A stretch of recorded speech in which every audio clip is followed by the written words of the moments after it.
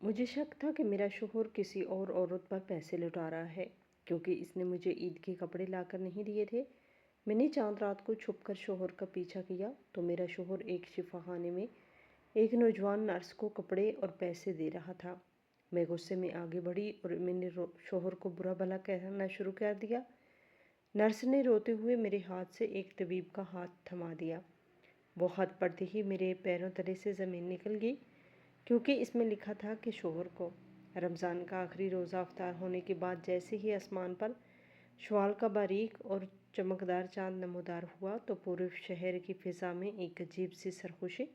اور چہل پہل پھیل گئی۔ ہر طرف خوشیوں کا ایک ایسا طوفان امڈ آیا تھا جس نے ہر اداس اور تھکے ہوئے چہرے پر مسکراہٹ بکھیر دی تھی۔ گلیوں اور بازاروں میں تل دھرنے کی جگہ باقی نہیں تھی اور ہر طرف سے چاند رات کی مبارکباد کی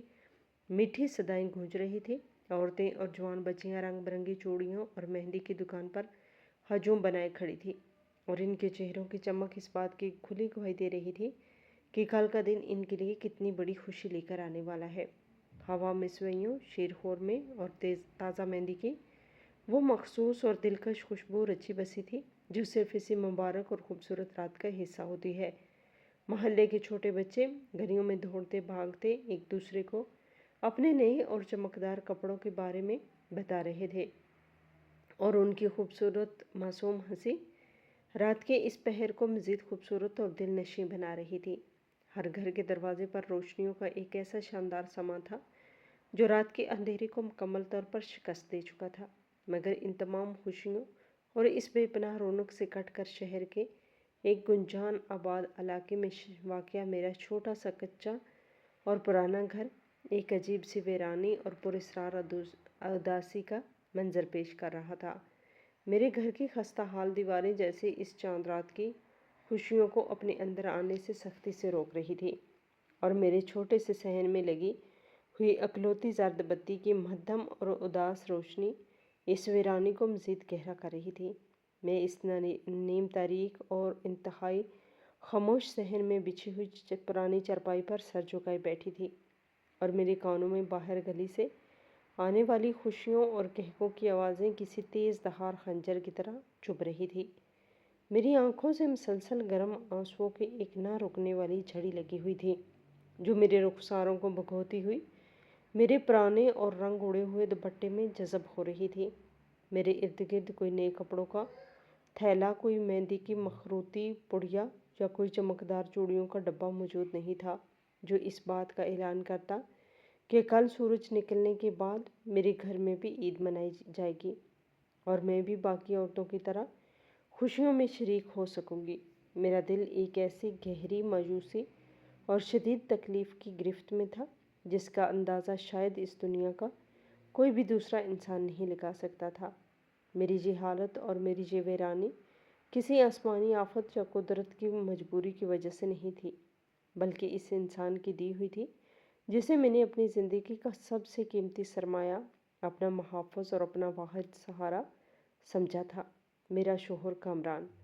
جس کے ساتھ میں نے اپنی جوانی کے کئی سال بے پناہ محبت، صبر اور وفاداری کے ساتھ گزارے تھے۔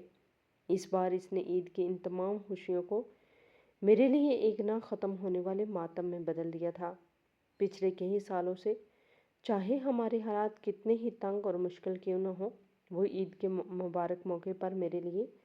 کوئی نہ کوئی نیا جوڑا ضرور لے کر آتا تھا، چاہے وہ کتنا ہی سستا کیوں نہ ہو۔ مگر اس بار جب میں نے کئی دن پہلے اس سے عید کے کپڑوں کا تذکرہ کیا تو اس نے انتہائی بے رخی اور سرد مہری سے جواب دیا تھا کہ اس کے پاس اس بار بالکل بھی پیسے نہیں ہیں اور وہ مجھے کوئی نئے کپڑے لا کر نہیں دے سکتا۔ اس کی وہ بات میرے دل پر ایک بھاری اور نوکیلے پتھر کی طرح لگی ہوئی تھی۔ میں جانتی تھی کہ مہنگائی کا دور ہے اور اس کی کمائی کوئی بہت زیادہ نہیں ہے، مگر ایک عورت کے لیے خاص طور پر عید کے دن پرانے اور پھٹے ہوئے کپڑے پہننا کسی ہولناک موت سے کم نہیں ہوتا۔ میں نے اس سے رو کر منت کی کہ وہ کسی سے کچھ پیسے ادھار مانگ لے یا کوئی سستا سا کپڑا ہی لے آئے تاکہ محلے کی باقی عورتوں کے سامنے میرا بھرم رہ جائے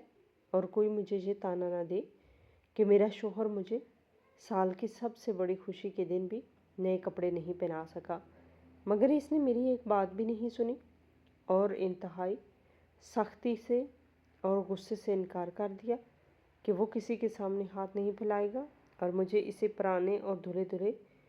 जोड़े में ईद गुजारनी होगी जो मैंने पिछले साल पहना था। इसका ये रूखापन और इसकी ये संगदिली मेरे लिए एक बहुत बड़ा सदमा थी, मगर ये सदमा इस वक्त एक होलनाक शक और एक जानलेवा अंदेशे में बदल गया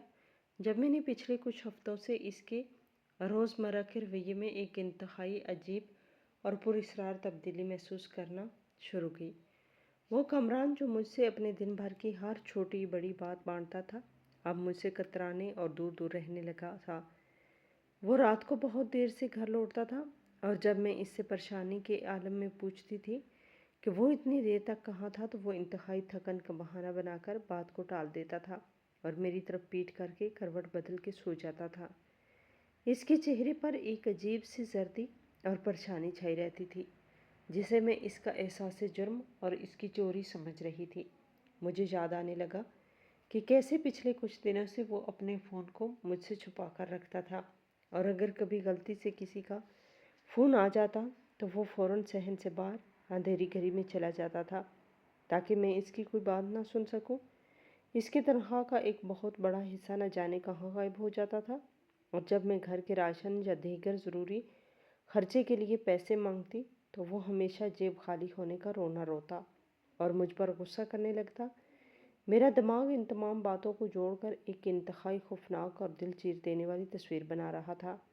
औरत की छठी हिस्स कभी गलत नहीं होती और मेरी वो हिस्स मुझे मुसलसल बता रही थी कि ये सारी परेशानी और ये सारी गुर्बत सिर्फ एक ड्रामा है। ये कैसे मुमकिन था कि जो इंसान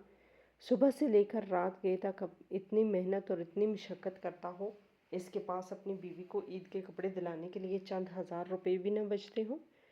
मैं चारपाई पर बैठी अपने जहन में उठने वाले इस खौफनाक तूफान से लड़ रही थी और मेरी नज़रें बार बार घर के इस बंद और खस्ता हाल दरवाजे की तरफ उठ रही थी जहाँ से मुझे शिद्दत से कमरान के आने का इंतज़ार था। मगर रात का एक बहुत बड़ा पहर गुजर जाने के बावजूद वो अभी तक घर नहीं लौटा था। बाहर गलियों में अब भी चहल पहल थी और लोग अपनी आखिरी ख़रीदारियाँ मुकम्मल करके हंसते मुस्कुराते अपने घरों को लौट रहे थे। मगर मेरे घर का दरवाज़ा अभी तक किसी दस्तक को तरस रहा था। मेरी आंखों में अब आंसुओं की जगह एक शदीद गुस्से और एक हौलनाक नफ़रत ने ले ली थी। मेरे अंदर एक आग सी भड़क उड़ रही थी जो मेरे पूरे वजूद और मेरी सारी वफ़ाओं को राख कर रही थी। मैं सोच रही थी कि मैं कितनी बेवकूफ़ फरिंदी थी जो इसकी गुर्बत और इसकी मजबूरी का यकीन करके इस पर तरस खा रही थी और अपने दिल को झूठी तसल्लियाँ दे रही थी कि मेरा शोहर हालात का मारा हुआ है और इसकी कंधों पर बहुत बोझ है, जबकि हकीकत तो ये थी कि वो मुझसे खुली बेवफाई कर रहा था। मुझे इस बात का पुख्ता और अटल यकीन हो चुका था कि इसकी ये परेशानी, इसकी ये देर से घर आने की आदत और इसकी जेब का हर वक्त खाली रहना किसी कारोबारी मजबूरी का नतीजा नहीं था, बल्कि इसकी ज़िंदगी में किसी और औरत की शमूलियत का वाज़िया और खुला सबूत था। कोई तो ऐसी गैर औरत थी जिसने मेरे शोहर को मुझसे छीन लिया था, जिसके हुस्न की खातर वो मुझसे दिन रात झूठ बोल रहा था और जिसकी वजह से आज चांद रात के इस मुबारक और खुशियों भरे मौके पर मैं एक लावारस और बेबस औरत की तरह पुराने कपड़ों में बैठी अपने मुकद्दर पर आंसू बहा रही थी। मेरे दिमाग की रगें इस तल्ख सोच से फटने लगी थी कि वो इंसान जिसकी खातर मैंने अपने वालिदैन का भरा हुआ घर छोड़ा और गुर्बत की हर कड़ी चक्की पीसी, वो आज इतनी आसानी से मेरे खुलूस और मेरी बेलौस मोहब्बत का सौदा कर चुका है। मेरी सोचों का ये हौलनाक और अज़ियतनाक सफ़र अब एक ऐसे हतमी और अटल नतीजे पर पहुंच चुका था जिसने मेरे दिल में मौजूद इसके लिए हर नरम गोशे और हर हमदर्दी को हमेशा के लिए जला के रख दिया था। और मेरे जहन में सिर्फ़ और सिर्फ एक ही बात हथौड़े की तरह गूंज रही थी कि इसके पास ईद के कपड़ों के पैसे ना होने का वो सारा रोना बिल्कुल झूठा और मकाराना था और दर हकीकत वो अपनी कमाई मुझसे छुपाकर किसी और पर लौटा रहा था। रात का अंधेरा मज़ीद गहरा हो रहा था और मेरे दिल में पलने वाला शक अब एक खौफनाक और तल्ख हकीकत का रूप धारने के लिए बेचैन था। मैं इसी पुरानी चारपाई पर बैठी अपने बहते हुए आंसू होश कर रही थी और अपने टूटे हुए मुकद्दर पर मातम कर रही थी कि अचानक मेरे कच्चे और खस्ता हाल घर के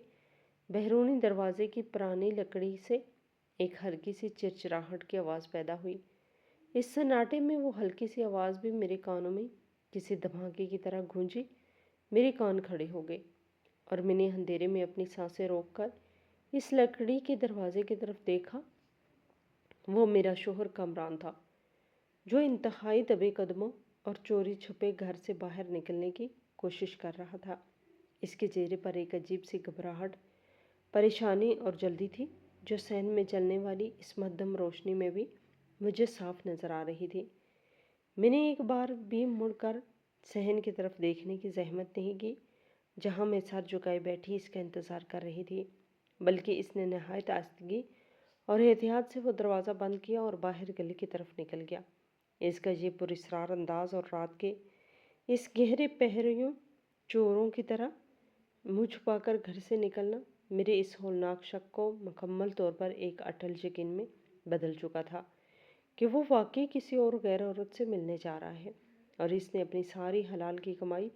और मेरे हिस्से की ईद की खुशियाँ इस औरत के कदमों में निछावर करने का पुख्ता फैसला कर लिया है। मेरे अंदर की वो दुख, बेबसी और लाचारगी की कैफियत जो कुछ देर पहले तक मुझे कमज़ोर करके रुला रही थी, अब एक शदीद और भड़कते हुए गुस्से में तब्दील हो गई। मैंने अपने दिल में एक अटल और पुख्ता फैसला कर लिया कि आज चांद रात को चाहे कुछ भी हो जाए, मुझे किसी भी हद तक क्यों न जाना पड़े, मैं इस सच्चाई को अपनी इन आंखों से देख कर रहूँगी और इसका पीछा करके इस बेवफा औरत का चेहरा भी बेनकाब करूँगी, जिसने मेरा हंसता बसता और पुरसुकून घर उजाड़ दिया है और मेरे शोहर को मुझसे छीन लिया है। मैंने जल्दी से चारपाई से उठकर अपनी पुरानी और बोसीदा चादर उठाई और इसे अपने सर और चेहरे के गिर्द इस तरह मजबूती से लपेट लिया कि रास्ते में कोई जानने वाला मुझे पहचान ना सके और मैं आसानी से अपने शोहर के पीछे जा सकूं। मेरे कदमों में एक अजीब सी तेज़ी और मेरे दिल में एक होलनाक तूफान बरपा था, जो मेरे सारे वजूद को लर्जा रहा था। मैंने इंतहाई एहतियात के साथ अपने घर का दरवाज़ा खोला और गली की खाक पर कदम रखा दिया। कमरान अभी ज़्यादा दूर नहीं गया था और गली के मोड़ पर इसका साया मुझे साफ और वाज़िह दिखाई दे रहा था। मैंने दीवारों के अंधेरे और साए का सहारा लिया और एक मुनासिब फैसला बरकरार रखते हुए इसके पीछे पीछे चलना शुरू कर दिया। चांद रात की गहमा गहमी की वजह से बाज़ारों और बड़ी सड़कों पर अब भी बेपनाह और हद से ज़्यादा हजूम था और हर तरफ रोशनियों, खुशबुओं और रंगों का एक ना रोकने वाला सिमलाब आया हुआ था। मिठाइयों और चूड़ियों की सजी हुई दुकानों पर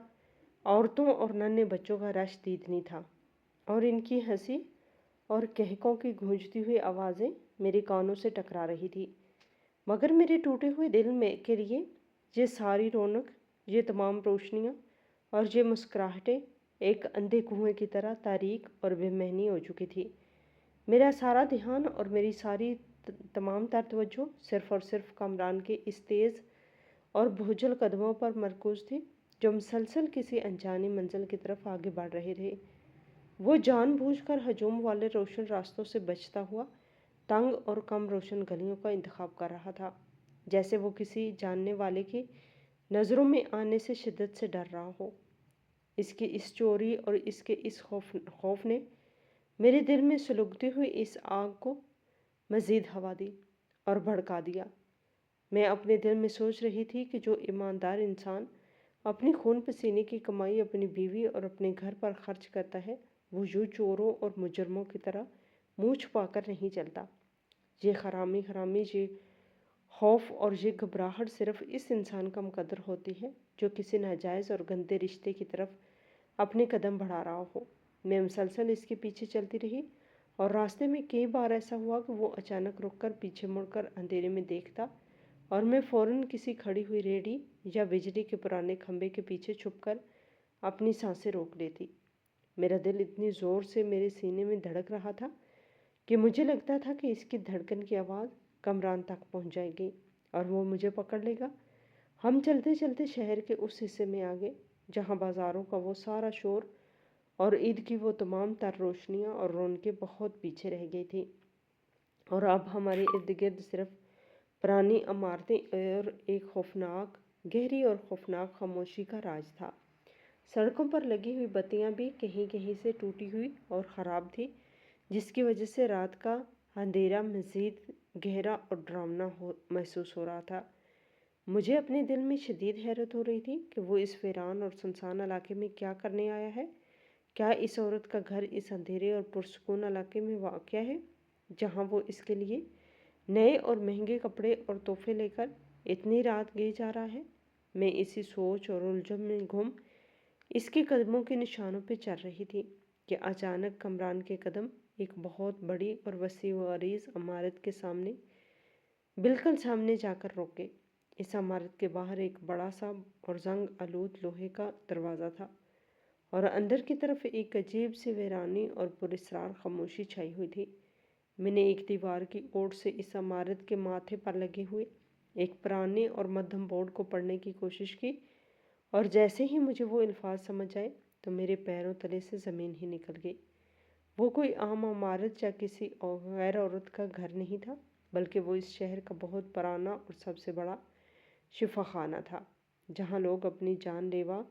بیماریوں اور دکھوں کا علاج کروانے کے لیے آتے ہیں۔ میری حیرانی اور میرے دماغ کی الجھن میں بے پناہ اور حد سے زیادہ اضافہ ہو گیا تھا کہ رات کے اس پہر وہ بھی چاند رات کے اس خوشیوں بھرے اور مبارک موقع پر کمران اس موت اور بیماری کے شفا خانے میں کیا کرنے آیا ہے؟ کیا وہ خود بیمار ہے، یا پھر وہ مجھ سے کوئی بہت بڑا اور سنگین جھوٹ بول کر کسی ایسے شخص سے ملنے آیا ہے جس کا وہ مجھ سے کوئی ذکر بھی نہیں کرنا چاہتا؟ میرا وہ پرانا شک جو کسی غیر عورت کے حسن کے گرد گھوم رہا تھا، وہ اب ایک عجیب سی الجھن اور انجانے خوف اور ایک گہری تشویش میں بدلنے لگا۔ میں نے حیرت سے پھٹی ہوئی آنکھوں کے ساتھ دیکھا کہ کامران نے بغیر کسی ہچکچاہٹ اور خوف کے اس شفاخانے کے بڑے دروازے کو پار کیا اور اس کی تاریک عمارت کے اندر داخل ہو گیا۔ میں نے بھی اپنے چہرے پر موجود چادر کو مزید مضبوطی سے پکڑا اور اپنے کانپتے ہوئے اور کمزور قدموں کے ساتھ اس کے پیچھے اندر چلی گئی۔ شفاخانے کے اندر کا منظر انتہائی دلخراش، مایوس کن اور اداس تھا۔ باہر کی ان تمام خوشیوں اور بازاروں کی رونق سے بالکل برعکس یہاں کی فضا میں تیز دوائیوں کی وہ مخصوص بو اور ایک جان لیوا اور ہولناک خاموشی رچی بسی تھی۔ لمبی اور ویران راہداریوں میں صرف چند پیلی اور مدھم بتیاں جل رہی تھی، جو اس اندھیرے کو ختم کرنے کے بجائے مزید خوفناک اور پراسرار بنا رہی تھی۔ کمران کے جوتوں کی آہٹ اس خاموش راہداری میں دور تک گونج رہی تھی، اور وہ انتہائی بوجھل، تھکے ہوئے اور ہارے ہوئے انداز میں چل رہا تھا، جیسے اس کے کمزور کندھوں پر دنیا جہان کا سارا بوجھ اور سارے دکھ رکھ دیے گئے ہوں۔ میں نے ایک موٹے اور بڑے ستون کے پیچھے خود کو جلدی سے چھپایا اور اسے بغور دیکھنے لگی۔ وہ سیدھا اس شفاخانے کی ایک اندرونی اور سب سے زیادہ سنسان راہداری کی طرف بڑھ رہا تھا، جہاں اندھیرا باہر سے بھی زیادہ گہرا تھا۔ مجھے بالکل بھی سمجھ نہیں آ رہا تھا کہ وہ کس طرف جا رہا ہے اور اس کا اصل مقصد کیا ہے۔ کیا اس نے کسی عورت کو اس شفاخانے کی آڑ میں چھپا کر بلا رکھا ہے، یا وہ کسی ایسی خادمہ یا تمیدار عورت سے ملنے آیا ہے جو یہاں کام کرتی ہے اور جس پر وہ میری عید کی خوشیاں اور میرا حق لوٹا رہا ہے؟ میرے ذہن میں شکوک و شبہات کا ایک ایسا خوفناک اور نہ رکنے والا طوفان مچا ہوا تھا جو میرے دماغ کی رگوں کو پھاڑنے کے لیے بےتاب تھا۔ میں جتنی بھی کوشش کر رہی تھی کہ اس معمے کو کسی طرح سلجھا سکوں، میں اتنا ہی اس الجھن میں دلدل میں دھنستی جا رہی تھی۔ میرے اندر کا وہ شدید غصہ اب ایک انجانے خوف اور ایک عجیب سی بے چینی میں تبدیل ہو رہا تھا، کیونکہ شفاخانے کا وہ خوفناک اور موت جیسا تاریک ماحول میرے حواس پر بری طرح سوار ہو چکا تھا۔ مجھے سمجھ نہیں آ رہا تھا کہ جو شوہر میرے لیے عید کے کپڑے لانے سے مکمل طور پر انکاری تھا، وہ اس موت کی وادی میں اتنی رات گئی کیا تلاش کر رہا ہے، اور وہ کون سا بھیانک راز ہے جو اس نے مجھ سے برسوں سے چھپا رکھا ہے۔ میں اس ستون کے پیچھے کھڑی اندھیرے میں اس کے وجود کو گھور رہی تھی اور میرے دل میں ہزاروں برے خیال آ رہے تھے۔ شفاخانے کی اس تاریک اور سنسان راہداری میں کھڑے ہو کر میرا دل کسی وحشت زدہ پرندے کی طرح میرے سینے کے پنجرے میں بری طرح پھڑپھڑا رہا تھا اور مجھے اپنے قدموں تلے سے زمین مسلسل کھسکتی ہوئی محسوس ہو رہی تھی۔ میں اس موٹے اور انتہائی سرد ستون کے پیچھے چھپی اپنی تیز اور بے ترتیب سانسوں کو بمشکل قابو میں کیے ہوئے تھی اور میری پھٹی ہوئی آنکھیں اس اندھیرے میں کمران کے سائے کا پیچھا کر رہی تھی، جو اب راہداری کے بالکل آخری اور سب سے زیادہ سنسان کونے کی طرف مڑ چکا تھا، جہاں روشنی کا نام و نشان تک نہیں تھا۔ صرف ایک مدھم سی پیلی بتی دیوار پر لگی ہوئی اپنی آخری سانسیں گن رہی تھی۔ میرے ذہن میں وہ تمام تکلیف دہ اور اذیت ناک مناظر کسی پرانی فلم کی طرح چلنے لگے تھے، جب میں نے گھر میں اس کے سامنے ہاتھ جوڑ کر اور گڑ گڑا کر اپنے لیے عید کے جوڑے کی بھیک مانگی تھی، اور اس نے انتہائی بے دردی اور سنگ دلی سے مجھے یہ کہہ کر دھتکار دیا تھا کہ اس کی جیب بالکل خالی ہے اور وہ مہنگائی کے اس ہولناک دور میں میرے لیے کپڑوں کا کوئی بندوبست نہیں کر سکتا۔ اس کی وہ سرد مہری اور اس کی وہ کڑوی باتیں میرے کانوں میں پگھلے ہوئے سیسے کی طرح اتر رہی تھی اور میرا پورا وجود ایک شدید غصے اور انتقام کی آگ میں جلنے لگا تھا۔ میں نے دیوار کے ساتھ لگ کر خود کو تھوڑا سا اور آگے کھسکا دیا تاکہ میں اس کونے کا منظر زیادہ واضح طور پر دیکھ سکوں، اور جیسے ہی میری نظر اس آخری موڑ پر پڑی تو میرے جسم کا سارا خون جیسے ایک ہی لمحے میں منجمد ہو کر رہ گیا اور میری روح تک کانپ اٹھی۔ کامران وہاں اکیلا نہیں بلکہ اس کے سامنے ایک انتہائی کم عمر اور نوجوان لڑکی کھڑی تھی، جس نے شفاخانے کے طبی عملے کا مخصوص اور سادہ لباس پہن رکھا تھا، اور اس کے سر پر ایک سفید رنگ کی ٹوپی تھی جو اس بات کی گواہی دے رہی تھی کہ وہ اس شفاخانے کی کوئی ذمہ دار لڑکی ہے۔ اس لڑکی کو دیکھتے ہی میرے دل پر ایک ایسا ہولناک اور جان لیوا وار ہوا جس نے میری برسوں کی محبت، میری وفاؤں اور میری تمام تر قربانیوں کو ایک ہی جھٹکے میں خاک میں ملا کر رکھ دیا۔ میری وہ تمام تر بدگمانیاں اور میری وہ تمام شکوک جو میں چارپائی پر بیٹھ کر سوچ رہی تھی، وہ اب ایک بھیانک اور خوفناک سچائی کا روپ دھار کر میری آنکھوں کے سامنے کھڑے میرا منہ چڑھا رہے تھے۔ مجھے اب اس بات میں ذرا برابر بھی کوئی شک باقی نہیں رہا تھا کہ میرا شوہر اس نوجوان اور کم عمر لڑکی کے حسن کے سحر میں مکمل طور پر گرفتار ہو چکا ہے، اور وہ مجھ جیسی پرانی اور عمر رسیدہ بیوی کو دھوکہ دے کر اپنی تمام تر کمائیاں اور اپنی تمام تر محبتیں اس غیر عورت کے قدموں میں نچھاور کر رہا ہے۔ میں نے اپنے دانتوں کو اتنی سختی سے بھینچا کہ میرے مسوڑوں سے خون رسنے کا احساس ہونے لگا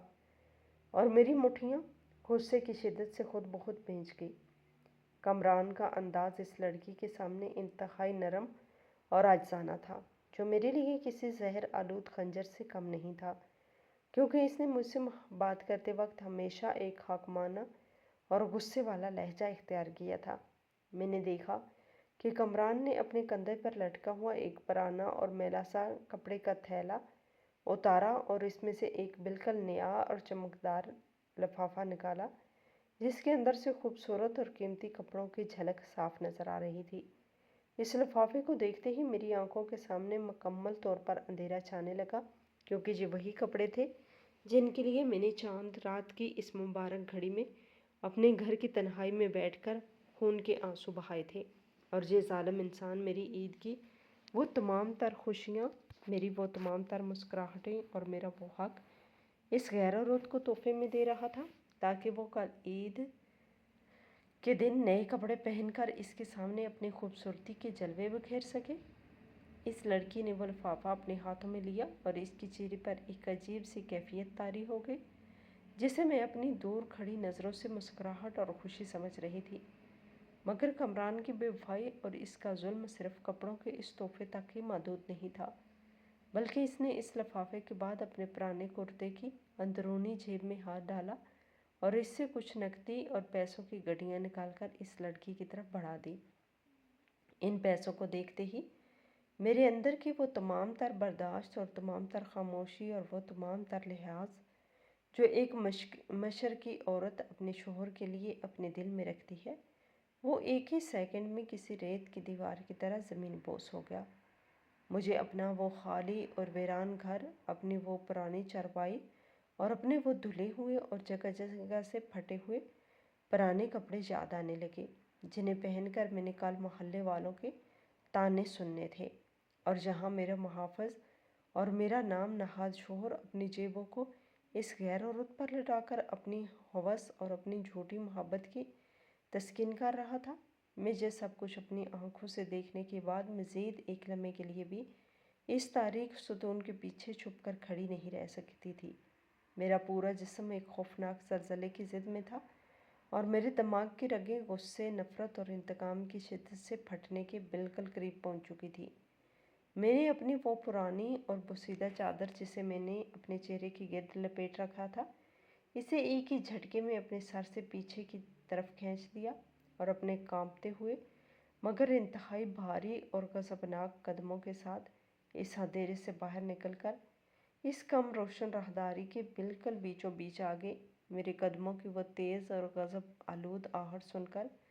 کامران اور وہ لڑکی دونوں انتہائی بری طرح چونکے، اور انہوں نے گھبرا کر اپنا رخ میری طرف موڑ لیا۔ کامران کی نظر جیسے ہی میرے غصے سے بھرے ہوئے اور آنسوؤں سے بھیگے ہوئے چہرے پر پڑی تو اس کے چہرے کا رنگ بالکل سفید اور زرد پڑ گیا، اور اس کے ہاتھ پاؤں پھول گئے۔ وہ بت بن کر اپنی جگہ پر جم گیا، اور اس کے حلق سے کوئی ایک لفظ بھی باہر نہ نکل سکا، جبکہ وہ لڑکی بھی مجھے اس طرح اچانک اور اس غضبناک حالت میں اپنے سامنے دیکھ کر شدید خوفزدہ ہو گئی، اور اس نے ڈر کے مارے 2 قدم پیچھے ہٹ کر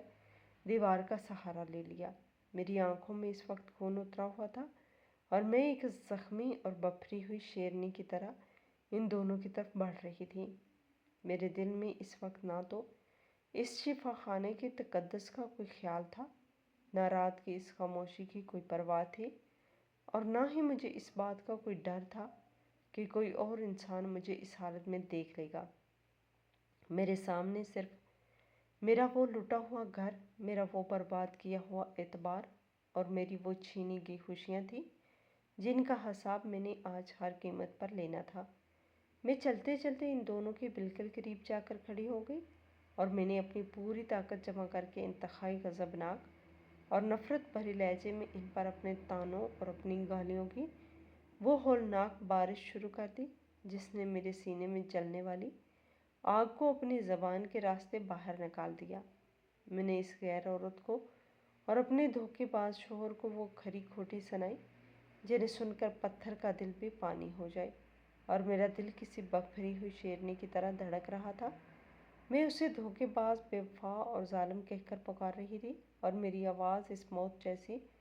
خاموشی میں کسی دھماکے کی طرح گونج رہی تھی۔ کامران بالکل بت بنا دیوار کے ساتھ لگا کھڑا تھا، اور اس نے اپنے دفاع میں ایک لفظ بھی ادا کرنے کی کوشش نہیں کی۔ اس کا سر شرمندگی یا شاید کسی اور گہری تکلیف سے سینے پر جھکا ہوا تھا، مگر میرے طعنوں اور میری گالیوں نے اس نوجوان نرس کے صبر کا پیمانہ لبریز کر دیا، اور وہ ہچکیاں لے لے کر پھوٹ پھوٹ کر رونے لگی۔ اس کے چہرے پر خوف کی بجائے ایک شدید دکھ اور درد تھا، جو میری کڑوی باتوں کی وجہ سے اس کی آنکھوں سے بہہ رہا تھا۔ اس نے اپنے آنسو صاف کیے اور اپنے کانپتے ہوئے ہاتھوں سے اپنی جیب میں ہاتھ ڈالا، اور اس میں ایک سرکاری اور مہر بند لفافہ نکال کر میرے غصے سے کانپتے ہوئے ہاتھوں میں تھما دیا۔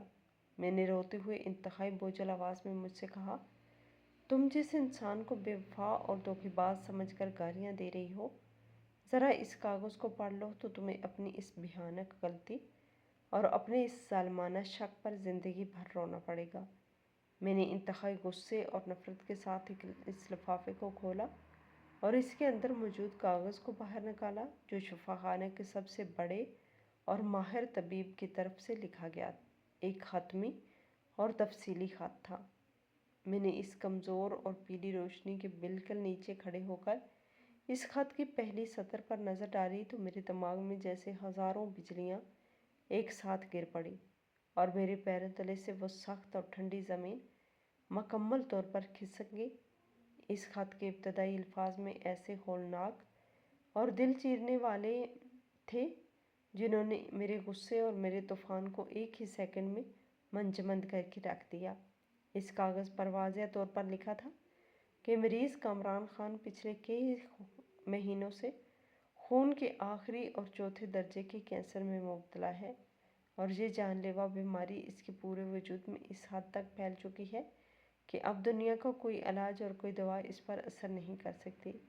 طبیب نے انتہائی افسوس اور حتمی الفاظ میں یہ تحریر کیا تھا کہ مریض کی حالت حد سے زیادہ تشویشناک ہے اور اس کے جسم کے تمام اعضاء تیزی سے کام کرنا چھوڑ رہے ہیں، جس کی وجہ سے طبی نقطۂ نظر سے اس کے پاس اس دنیا میں جینے کے لیے اب صرف چند گھنٹے یا بمشکل ایک آدھ دن ہی باقی رہ گیا ہے۔ یہ الفاظ پڑھتے ہی میرے ہاتھوں سے وہ کاغذ چھوٹ کر فرش پر جا گرا اور میری آنکھوں کے سامنے ایک انتہائی گہرا اور ہولناک اندھیرا چھانے لگا۔ میرا جسم ایک سوکھے پتے کی طرح کانپنے لگا اور میرے حلق میں میری وہ تمام تر گالیاں اور میرے وہ تمام تر طعنے گھٹ کر رہ گئے جو میں چند لمحے پہلے اپنے شوہر پر برسا رہی تھی۔ میں نے بے یقینی اور شدید صدمے کے عالم میں اپنا چہرہ اوپر اٹھایا اور اس کامران کی طرف دیکھا جسے میں دھوکے باز سمجھ رہی تھی۔ اب جب میں نے اس کے چہرے کو غور سے اور حقیقت کی نظر سے دیکھا تو مجھے اندازہ ہوا کہ اس کے چہرے پر پڑی ہوئی وہ زردی، وہ کمزوری اور اس کی آنکھوں کے گرد پڑے ہوئے وہ گہرے سیاہ حلقے کسی عیاشی یا بے وفائی کا نتیجہ نہیں تھے، بلکہ موت کی اس ہولناک دستک کا نشان تھے جو اس کے جسم پر پڑ چکی تھی۔ وہ ہڈیوں کا ایک ڈھانچہ بن چکا تھا اور اس کی ٹانگیں اس کا بوجھ اٹھانے سے قاصر تھیں۔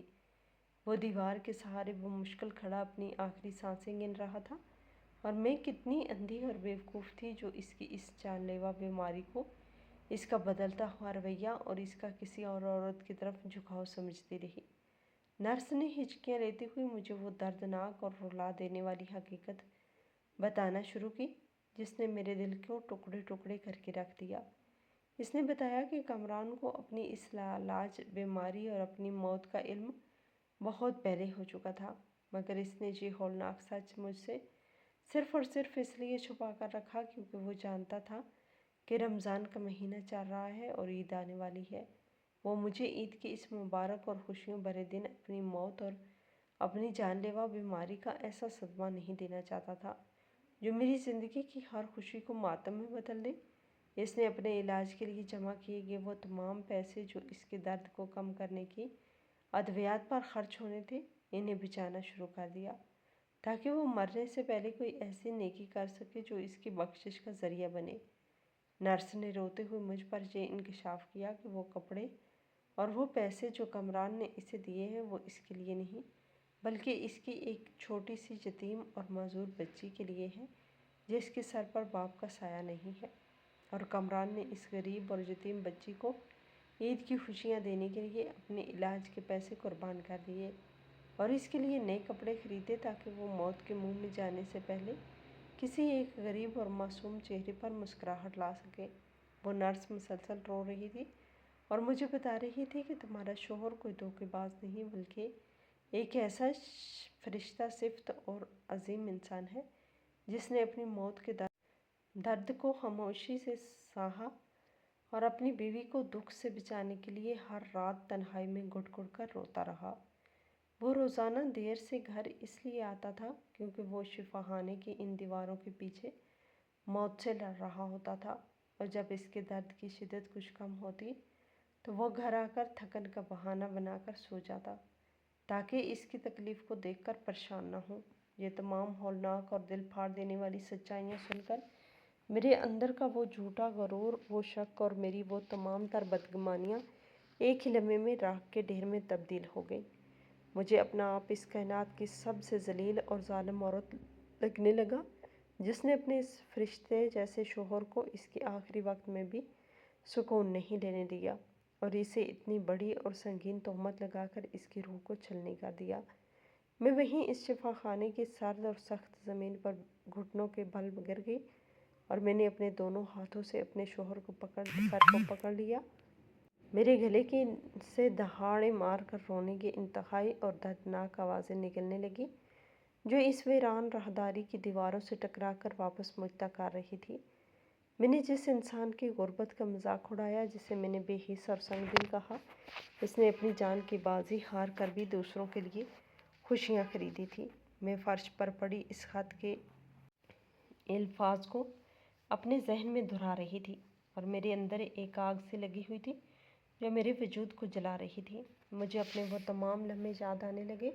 جب میں نے اس سے عید کے کپڑوں کی ضد کی تھی اور اس نے کس طرح نظریں جھکا کر مجھ سے اپنی مجبوری کا اظہار کیا تھا۔ اس وقت وہ دراصل پیسوں کی مجبوری نہیں بلکہ موت کی مجبوری تلے دبا ہوا تھا، اور میں اپنی انا اور اپنی خواہشات کے خول میں اتنی قید تھی کہ میں اس کی آنکھوں میں چھپی ہوئی موت کی اس پرچھائیوں کو نہ دیکھ سکی۔ میرا دل خون کے آنسو رو رہا تھا اور میں اپنے گناہوں اور اپنے اس ہولناک شک کی معافی مانگنے کے لیے تڑپ رہی تھی۔ میں نے روتے ہوئے فرش سے اپنا سر اٹھایا اور دیوار کے ساتھ کھڑے اپنے اس شوہر کی طرف رینگتے ہوئے بڑھنے لگی، جو اب مکمل طور پر نڈھال ہو چکا تھا اور جس کی سانسیں انتہائی تیز اور اکھڑی اکھڑی چلنے لگی تھی۔ اس کی آنکھوں میں میرے لیے اب بھی کوئی شکوہ یا کوئی غصہ نہیں تھا، بلکہ ایک ایسی عجیب سی بے بسی اور ایک ایسی خاموش محبت تھی جس نے میرے دل کو اور بھی زیادہ چھلنی کر دیا تھا۔ میں اس کے قدموں میں گر کر اس کے پاؤں چومنا چاہتی تھی اور اسے بتانا چاہتی تھی کہ میں کتنی بڑی گناہگار ہوں، مگر وقت ریت کی طرح میرے ہاتھوں سے پھسل رہا تھا اور مجھے احساس ہو رہا تھا کہ میں نے سچائی جاننے میں بہت دیر کر دی ہے، اور اب شاید میرے پاس اپنے اس شک کا ازالہ کرنے اور اس کی وہ آخری عیدی قبول کرنے کا وقت نہیں بچا جو اس نے ایک خاموش قربانی کی صورت میں مجھے دی تھی۔ اور میں اسی کرب اور صدمے کے طوفان میں گھری موت اور زندگی کی اس ہولناک کشمکش کے بالکل سامنے کھڑی تھی، جہاں ہر گزرتا لمحہ مجھے ایک نئی اور جان لیوا اذیت دے رہا تھا۔ میں روتے ہوئے زمین پر گھسٹتی ہوئے کامران کی قدموں تک پہنچی اور اس کے کمزور اور کانپتے ہوئے پیروں کو اپنے ہاتھوں میں تھام کر ان پر اپنا چہرہ رکھ کر پھوڑ پھوڑ کر رونے لگی۔ میرے آنسو اس کے جوتوں کو بھگو رہے تھے اور میرے منہ سے صرف معافی کے الفاظ نکل رہے تھے۔ میں نے روتے ہوئے اس سے کہا کہ مجھے معاف کر دو، میں دنیا کی سب سے بدترین اور شقی عورت ہوں جس نے تمہاری اس قدر تکلیف اور بیماری کے باوجود تم پر اتنا گھناؤنا اور شرمناک الزام لگایا۔ مجھے ذرا سا بھی اندازہ نہیں تھا کہ تم کس اذیت سے گزر رہے ہو، اور میں اپنی انا اور نئے کپڑوں کی ضد میں اتنی اندھی ہو چکی تھی کہ تمہارے چہرے کی زردی اور تمہارے جسم کی کمزوری کو بھی نہ پہچان سکی۔ کامران نے اپنے کانپتے ہوئے اور کمزور ہاتھوں سے مجھے کندھوں سے پکڑ کر زمین سے اٹھایا اور انتہائی نرمی اور پیار سے مجھے اپنے سینے سے لگا لیا۔ اس کی دھڑکن بہت سست تھی، مگر اس کے سینے میں میرے لیے محبت کا جو سمندر موجزن تھا، اس کی گرمائش نے مجھے اندر تک جلا کے رکھ دیا۔ اس نے اپنے لرزتے ہوئے ہاتھوں سے میرے چہرے سے آنسو صاف کیے اور انتہائی دھیمی مگر پرسکون آواز میں مجھ سے کہا کہ تم کوئی ظالم عورت نہیں ہو، بلکہ تم میری وہ سچی ساتھی ہو جس نے زندگی کی ہر کھٹن موڑ پر میرا ساتھ دیا ہے۔ اس نے کہا کہ وہ جانتا تھا کہ مجھ سے یہ بیماری چھپا کر اس نے زیادتی کی ہے،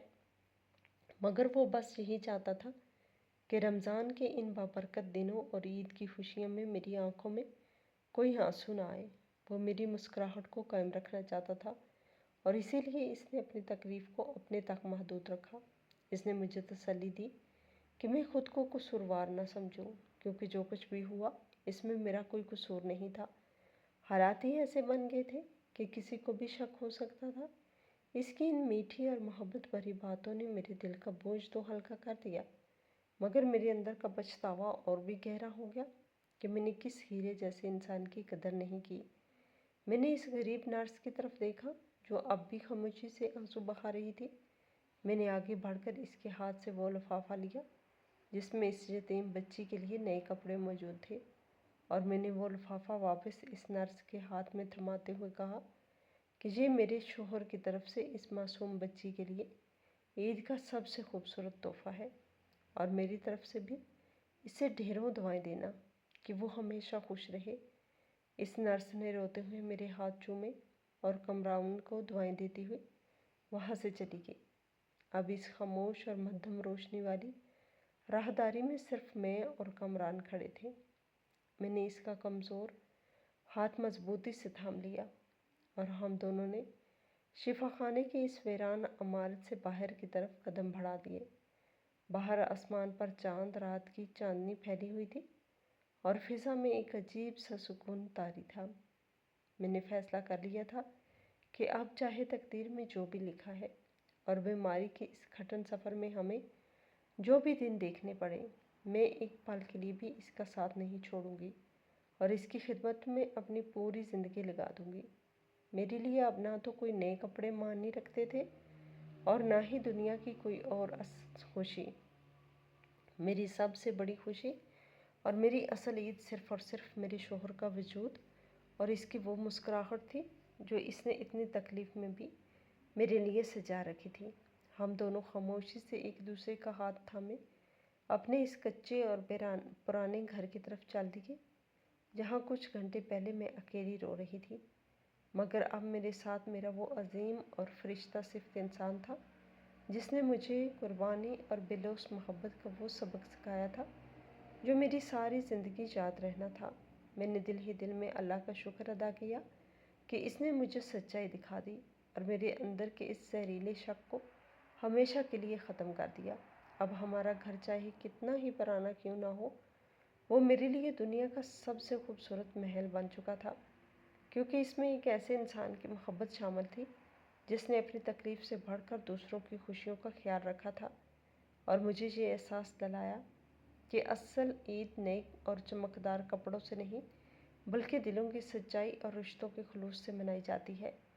मैं इसके कंधे पर सर रख कर चल रही थी और मुझे लग रहा था मैंने अपनी ज़िंदगी का